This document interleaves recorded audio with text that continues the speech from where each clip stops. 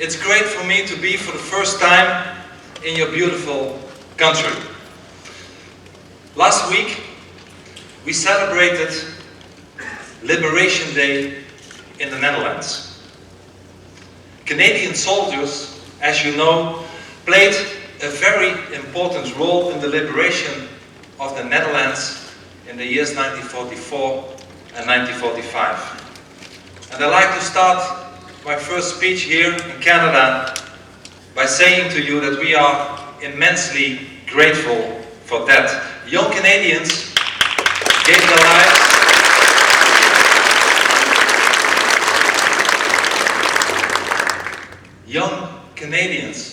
gave their lives so that we might be free. And I assure you, the Dutch people will never forget that. Thank you, Canada. Thank you also for giving me the opportunity to speak here at this Christian college. Though there might be matters on which we disagree, I am happy to be here because there is a threat which is a danger to all of us. Indeed, I am here with an unpleasant message. I am here with a warning. Wake up, Canada. Islam is at your gate. Do not allow it to gain a foothold here. My friends, many Christians think that Islam is a religion similar to Christianity. My friends, it is not. Islam is more a totalitarian ideology than a religion. Islam's goal is political rather than spiritual.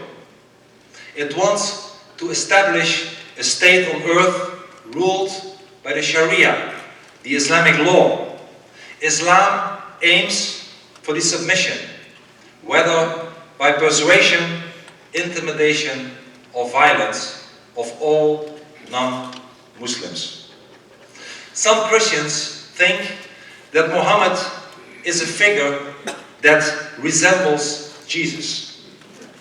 He is not. Muhammad was one of the most evil men that ever lived.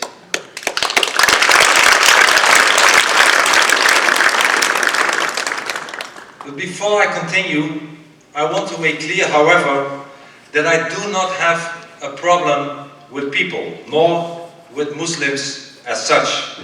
There are many moderate Muslims.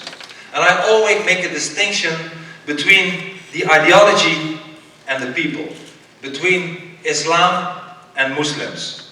There may be, and there are, many moderate Muslims, but there is no such thing, nor will there ever be such a thing as a moderate Islam. And because there is no such thing as a moderate Islam, the Islamization of our societies, which is driven by the immigration from Islamic countries, is indeed a dangerous threat. And the consequences can be seen all over Europe today, where the Islamization process has progressed much further than in Canada. And let me tell you how it is in Europe today. Despite the presence of many moderate Muslims, the Islamic presence in Europe is causing huge problems. Europe's Islamic lobby is increasingly assertive. It successfully pressures European politicians into implementing pro-Islamic policies and adopting anti-Israeli policies. The Muslim populations in Europe is largely concentrated in urban areas. Many European cities have huge Islamic concentrations. In some neighborhoods, Islamic regulations are already being enforced, also on non-Muslims. Women's rights are being trampled. Christians are being harassed. We are confronted with headscarves and burqas, polygamy, female genital mutilation, other killings, day by day, all over Europe. In each one of our cities, wrote the well-known Italian author Oriana Fallaci shortly before her death in the year 2006, there is a second city, a state within a state, a government within the government, a Muslim city, a city ruled by the Quran, end of quote. And unfortunately, the influence of those Muslims who live according to the Islamic requirement is growing all across Europe, especially among young people. And let me give you some facts. Let me give you something and tell you something about the reality today. Among 15-year-old German Muslims, 40% consider Islam more important than democracy. Among Muslim university students in the United Kingdom, 40% support Sharia. And 1 out of 3 of those 40% consider it legitimate to kill in the name of Islam. This is Europe today. Islam is indeed very dangerous because it obliges its adherents to follow the example of Muhammad as closely as possible in their personal lives.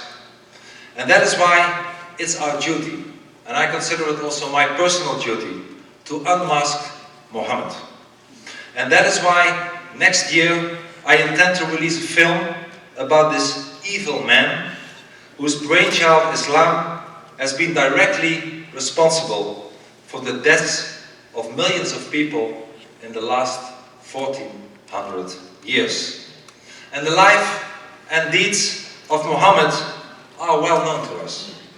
We know them from the Sirah, Muhammad's 8th century biography, and from the Hadiths, the collection of his words and deeds as written down by his contemporaries. Ali Sina, maybe you heard of the name, Ali Sina, an Iranian ex-Muslim who, out of fear for his own life and the life of his family, uses a pseudonym and lives here today in your country, Canada, says, and has written about it, that Muhammad in fact was a pedophile, a mass murderer, and a terrorist. All descriptions based on historical facts. All descriptions that are 100% true. As you know, Muhammad came with a book, the Quran, which he claimed was written by God himself. This book states that Muslims have more rights, this is the essence of the Quran, Muslims have more rights than non-Muslims, and that the latter have in fact no rights at all and should be either submitted or killed. And Muhammad personally participated in the ethnic cleansing of Medina, where half of the population once was Jewish, and where Muhammad helped to chop off their heads personally. And on his deathbed, Muhammad ordered his followers to cleanse Arabia of all Jews and Christians. And to this very day, in the year 2011, Christian symbols are prohibited in many countries in the Middle East, like Saudi Arabia. If you wear a cross in Saudi Arabia, you are lucky if you're only sent to jail. Muhammad's aggression is also, and this is very important, being imitated by his followers. And unfortunately, their bullying tactics often work.